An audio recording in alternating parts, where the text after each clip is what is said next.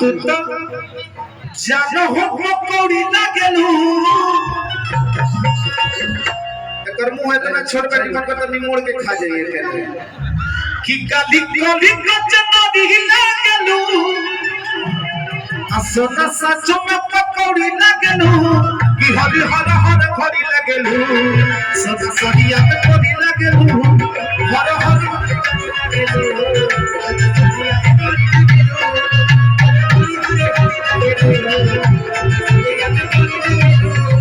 दिल धड़काता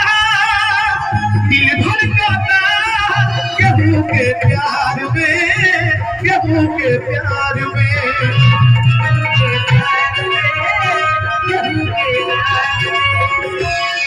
मन मस्त भइल बा मस्ती में दिल बैठल यार के कस्ती में